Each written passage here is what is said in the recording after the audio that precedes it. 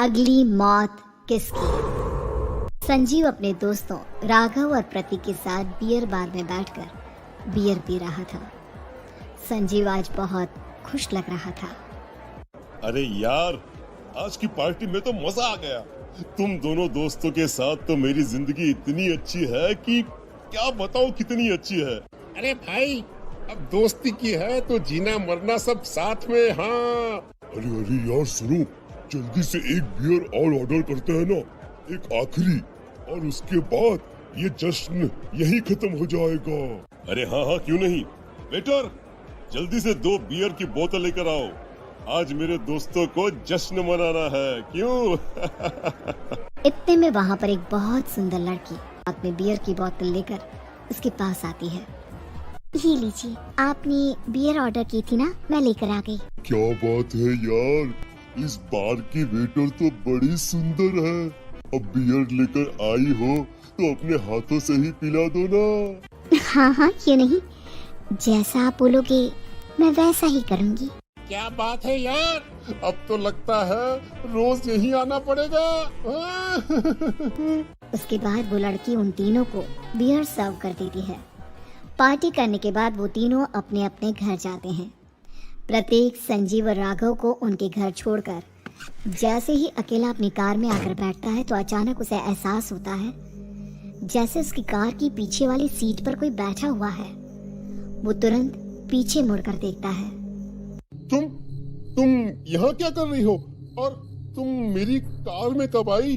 अरे तुम तो बार में वेटर थी ना। बस ऐसे ही मेरा दिल कर रहा था आपके साथ आपके घर चलने का, इसलिए मैं आपके साथ चली आई। अरे लेकिन तुम मेरी कार में आई कब? अभी कुछ देर पहले तो यहाँ पर मेरे दोस्त बैठे हुए थे। प्रतीक के इतना बोलते ही उस लड़के का चेहरा खतरनाक तरीके से बदल जाता है। उसकी आंखें पत्थर की तरह सफेद और पूरे शरीर पर नीली नीली नसें उभर आती है। गाड़ी चलाओ, पूरी स्पीड में चलाओ, और अगर तुमने गाड़ी रोकने की कोशिश भी की तो मुझसे बुरा कोई नहीं होगा। डर की वजह से प्रतीक के पसीने छूटने लगते हैं। उसका शरीर बुरी तरह से कांप रहा था। प्रतीक बिना कुछ सोचे समझे कार को फुल स्पीड से चलाना शुरू करता है। चलते चलते वो शहर से दूर एक पहाड़ी पर पहुंच जाता है और सामने अब सिर्फ पहाड़ी का किनारा दिख रहा है, जिसे देख प्रतीक घबरा कर अचानक से कार को ब्रेक लगाता है। देखो, मुझे छोड़ दो मुझे। अगर मैंने गाड़ी जरा सी भी आगे बढ़ाई तो हम दोनों नीचे गिरकर मर जाएंगे। ये तो तुम्हें पहले सोचना चाहिए था ना। अब कुछ नहीं हो सकता।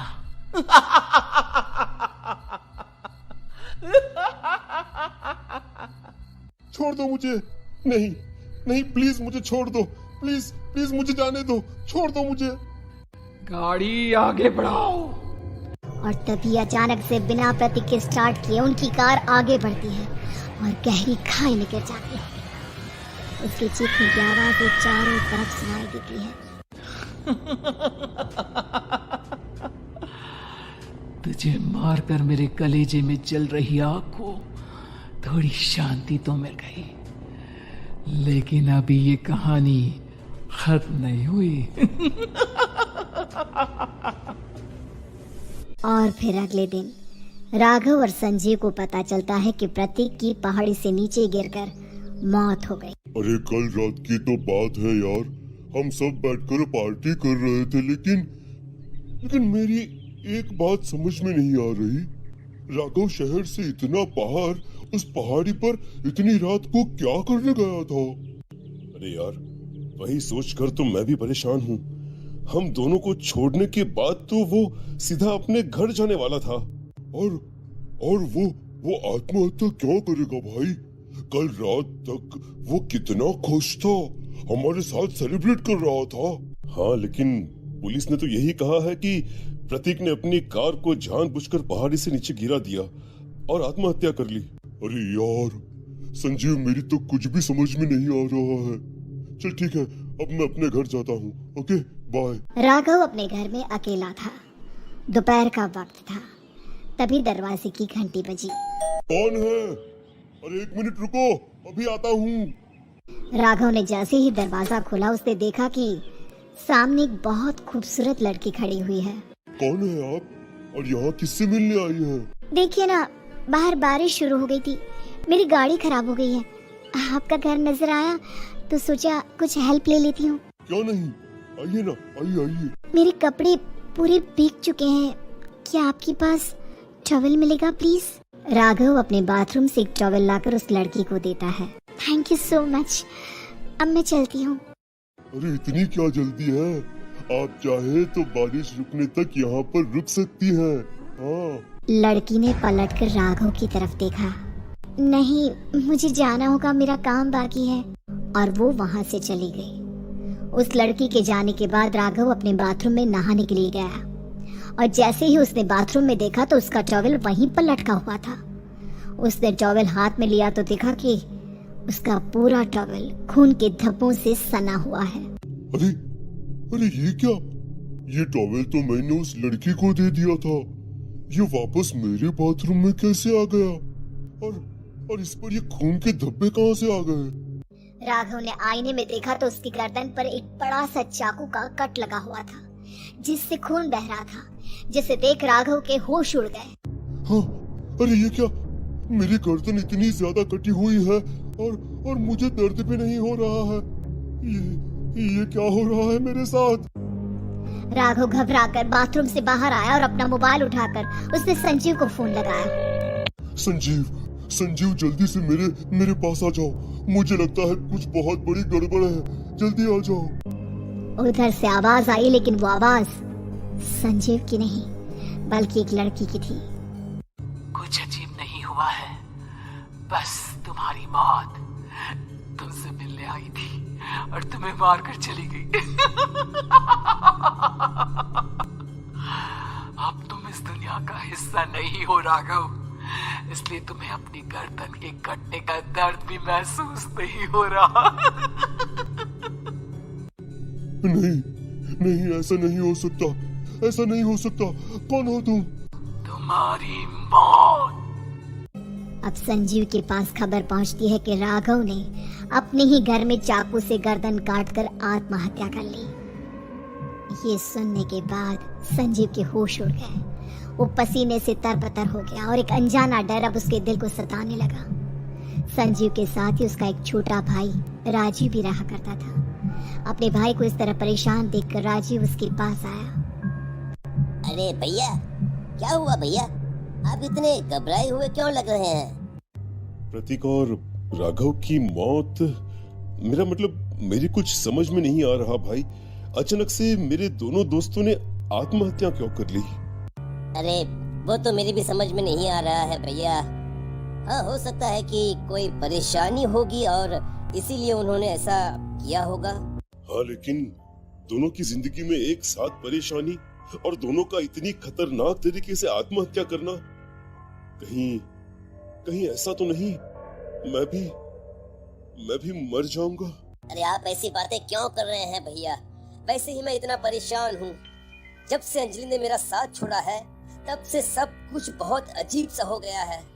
रोज रात को डरावने सपने आते हैं। ऐसा लगता है जैसे अंजलि बार बार मेरे सपनों में आकर मुझे डराने की कोशिश करती है। अंजलि का नाम सुनते ही संजीव की आंखें फट गई और उसके गले में आवाज अटक गई। उसके चेहरे पर घबराहट साफ नजर आ रही थी। कौन थी वो लड़की जिसने प्रतीक और राघव को आत्महत्या की आड़ में मौत की घाट उतार दिया? और कौन थी अंजलि जो बार बार राजीव के सपनों में आकर उसे डरा रही थी? अंजलि का नाम सुनकर संजीव इतना घबरा क्यों गया? इन सवालों के जवाब जानने के लिए देखिए इस खतरनाक कहानी का अगला भाग, अगली मौत किसकी, पार्ट 2। क्या हुआ भैया? अंजलि का नाम सुनकर आप इतना डर क्यों गए? अरे नहीं, ऐसी तो कोई बात नहीं है। वो बस जब से अंजलि की मौत की खबर सुनी है तब से डर सा मन में बैठ गया है, बस और कुछ नहीं। भैया लगता है अपने दोस्तों की अचानक मौत की खबर के कारण आप परेशान हो गए हैं। अब आप सो जाइए, रात बहुत हो गई है, ठीक है? रात के लगभग 10 बजे थे। राजीव और संजीव दोनों अपने कमरे में गहरी नींद में सोए हुए थे। तभी अचानक से राजीव को ऐसा लगा जैसे उसके पास में उसके कंबल के अंदर कोई लिटा हुआ है। कौन है? कौन है वहाँ पर? अंजलि। राजीव ने कांपते हुए टेबल लैंप का बटन दबाया और देखा कि अंजलि खून में तरबतर उसके बाजू में लिटी हुई थी। तुम तो मर गई थी ना अंजलि? तुम यहाँ क्या कर रही हो? तुमसे मिलने आई हूँ राजीव। तुम तो मेरे होने वाले पति थे ना, फिर अब तुम्हें मेरे यहाँ तुम्हारे पास होने से डर क्यों लग रहा है? लेकिन तुम यहाँ कैसे आ सकती हो? और तुम्हारे शरीर पर इतना सारा खून। तुम्हें उसकी चिंता करने की जरूरत नहीं।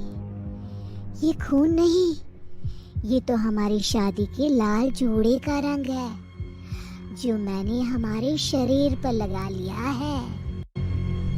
राजीव बहुत बुरी तरह से डर जाता है। वो भागकर अपने कमरे का दरवाजा खोलकर संजीव के कमरे का दरवाजा जोर जोर से खटखटाने लगता है। क्या हुआ? कौन है? भैया दरवाजा खोलो जल्दी। राजीव ने पलट कर देखा तो अंजलि लाल लाल आंखों से घूरती हुई उसी की तरफ आ रही थी। भैया जल्दी दरवाजा खोलो वरना मुझे मार डालेगी। संजीव ने झटके से दरवाजा खोला और राजीव को इस तरह रोते घबराते देखकर उसे कुछ समझ में नहीं आता। क्या हुआ? अरे इतने डरे हुए क्यों लग रहे हो? सब ठीक तो है ना? भैया वो आ गई। वो मरने के बाद भी यहाँ आ गई है भैया। अरे कौन? किसकी बात कर रहे हो तुम राजीव? बताओ। तुम्हें ऐसे देखकर मुझे बहुत डर लग रहा है। क्या हुआ? भैया वो अंजलि वो यही है, मेरे पीछे है। अरे लेकिन वहाँ तो कोई भी नहीं है राजीव, कोई नहीं है। पलट कर देखो वहाँ पर। जैसे ही राजीव ने पलट कर देखा तो वहाँ कोई नहीं था। वो रात किसी तरह से बीत और अगली सुबह जब संजीव नाश्ता कर रहा था तो अचानक से उसके सामने रखे दूध के गिलास का रंग बदलने लगा। माँ, आपने आज दूध में क्या मिलाया है? देखिए ना, उसका रंग बिल्कुल लाल हो चुका है। अरे बेटा, थोड़ी सी हल्दी डाली थी। तू भी ना जल्दी से पी जा हल्दी वाला दूध। अरे ऐसा दूध पीने से सेहत अच्छी रहती है। लेकिन माँ, हल्दी से दूध का रंग पीला होना चाहिए, लाल नहीं। वो क्या है ना भैया, आजकल हर चीज में मिलावट आती है। हो सकता है हल्दी में किसी चीज की मिलावट हो। पी जाइए, कुछ नहीं होगा आपको। चलो ठीक है, अगर आप लोग कहते हो तो मैं इसे पी लेता हूँ। वैसे भी ऑफिस के लिए देर हो रही है, अब मैं निकलता हूँ। संजीव जैसे ही अपने ऑफिस में पहुंचा, ऑफिस में काम करते वक्त उसे अपने शरीर में एक अजीब सी बेचैनी महसूस होने लगी। और जैसे ही संजीव ने अपने ऑफिस के बाथरूम में लगे आईने के अंदर खुद को देखा तो उसकी आंखें हैरानी से फटी की फटी रह गई। उसकी स्किन का कलर लाल पड़ चुका था, सुर्ख लाल। क्या हो रहा है मुझे? मेरे शरीर का रंग लाल कैसे हो गया? दूध में कोई केमिकल तो नहीं था? मुझे कुछ हो नहीं जाएगा ना? तभी संजीव को अपने कानों में एक बेहद खौफनाक आवाज सुनाई देने लगी। ये मेरे खून का रंग है, उसी खून का जिससे तेरे हाथ रंगे हुए हैं। तूने मार दिया, मुझे मार दिया। कौन है यहाँ पर? किसकी आवाज है ये? सामने आओ। देखो मुझे डराने की कोशिश मत करो। डराने की कोशिश कौन कर रहा है? मैं तो तुझे अपने साथ ले जाने आई हूँ, जैसे मैं तेरे बाकी दोनों दोस्तों को अपने साथ ले गई। क्या मतलब है तुम्हारा? मेरे दोस्तों को साथ ले जाने का क्या मतलब है तुम्हारा? चलो ठीक है, मैं तुम्हारे सामने आ जाती हूँ। अपनी आंखें बंद करो। संजीव डर के मारे बाथरूम से बाहर निकलकर भागने की कोशिश करता है, लेकिन बाथरूम का दरवाजा लॉक हो जाता है। अब पूरा बाथरूम लाल रंग की रोशनी में डूब चुका था। तभी अचानक से उसने देखा कि खून से लथपथ अंजलि उसकी आंखों के सामने खड़ी है और उसके साथ प्रतीक और राघव भी खड़े हुए थे। अरे ये सब क्या है? कौन हो तुम लोग? और तुम तो सब मर चुके हो ना? फिर ये मेरी आंखों के सामने कैसे? प्रतीक, राघव, मेरे दोस्तों। हम अब तुम्हारे दोस्त नहीं हैं, अंजलि के गुलाम हैं। जैसा वो करेगी अब हम वैसा ही करेंगे। हाँ। सुन लिया तुमने?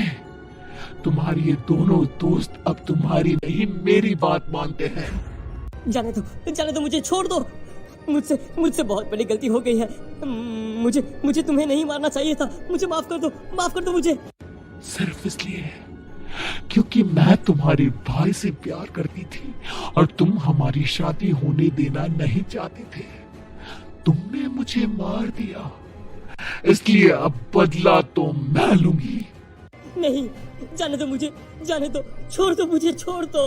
राघव, प्रतीक, अपने दोस्त को अपने साथ ले चलो। और फिर अगले कुछ ही पल में ये खबर फैल जाती है कि संजीव ने अपने ऑफिस के बाथरूम में हाथ की नस काट कर आत्महत्या कर ली। ये खबर सुनने के बाद राजीव के पैरों तले जमीन खिसक जाती है।